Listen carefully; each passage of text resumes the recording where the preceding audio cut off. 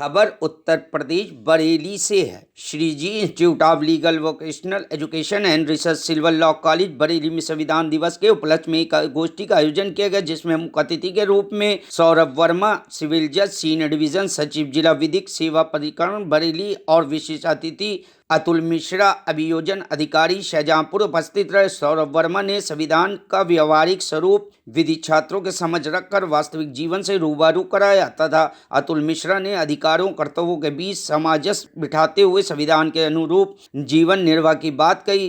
प्रीतम सिंह सहायक प्रोफेसर विधि ने संविधान पर एक व्याख्यान दिया। प्राचार्य डॉक्टर रवि भटनागर ने अतिथियों को फूल का गुलदस्ता देकर स्वागत किया। कार्यक्रम के आयोजक डॉक्टर आशीष दीक्षित के द्वारा अंत में धन्यवाद ज्ञापित किया गया। कार्यक्रम में महाविद्यालय के सभी शिक्षक गण एवं विद्यार्थी उपस्थित है। देखिए, संविधान जो है उसके बारे में लोगों को सही ज्ञान नहीं, और इसी को ज्ञान का वर्णन हो लोगों को अपना राइट्स एंड ड्यूटीज़ का ज्ञान हो, जिससे कि एडमिनिस्ट्रेशन सरल हो, क्राइम कम हो, लोग अपनी ड्यूटीज़ भली भांति निभाएं। अब आप एग्जाम्पल लीजिए कि मोटर व्हीकल एक्ट है, उसमें बहुत सारे प्रावधान दिए हैं। पॉल्यूशन का एक प्रावधान है जिससे कि सभी को इफेक्ट होता है। आप अपने व्हीकल का पॉल्यूशन नहीं चेक कराते हैं, या चेक कराते हैं तो वो ढंग से नहीं होता, तो उससे नुकसान किसका है?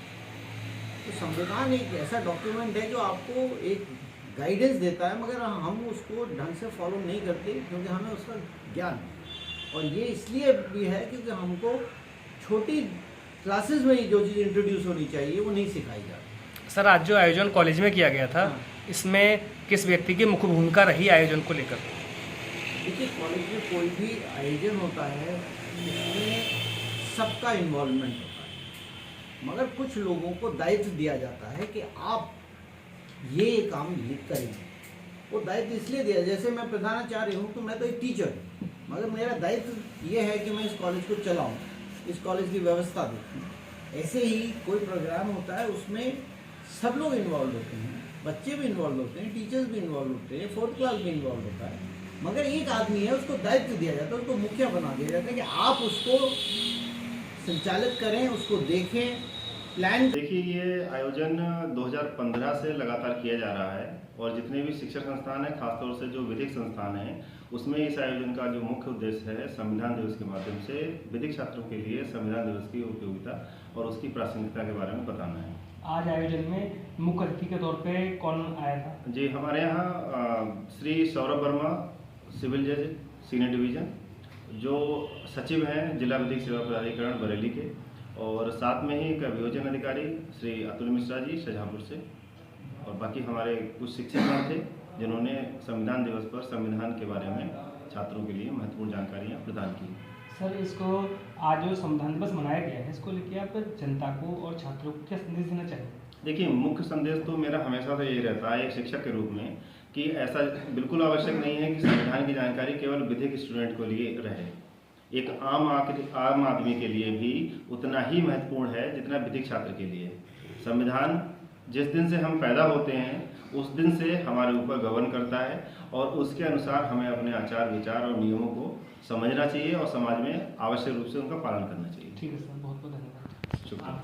जो 1950 में 26 जनवरी को हमारे देश का संविधान लागू हुआ था, लेकिन ये संविधान 26 नवंबर 1949 को बन के तैयार हुआ था। उसी वजह से आज के दिन 26 नवंबर को हम लोग संविधान विधिक दिवस के रूप में मनाते हैं, और 2015 से इसे संविधान दिवस के रूप में मना रहे हैं।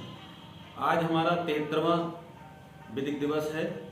उसके उपलक्ष्य में सिल्वर लॉ कॉलेज में आज एक विधिक संगोष्ठी का आयोजन किया गया था, जिसमें सिविल जज सीनियर डिवीजन वर्मा जी हमारे यहाँ आए थे, प्रोग्राम हुआ। सर, आप इसको लेकर जनता को क्या संदेश देना चाहेंगे, जो लॉ के छात्र हैं उनको?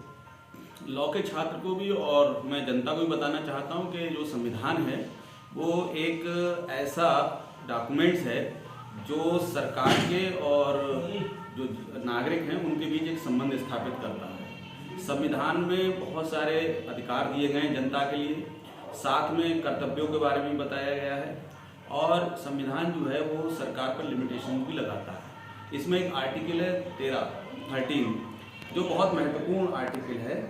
उसमें 13(2) में ये प्रावधान किया गया है कि सरकार ऐसा कोई लॉ नहीं बनाएगी जो संविधान के बंदों का उल्लंघन करता हो या अब जो हमारे जो फंडामेंटल राइट्स हैं नागरिकों के उनका वायलेट करे।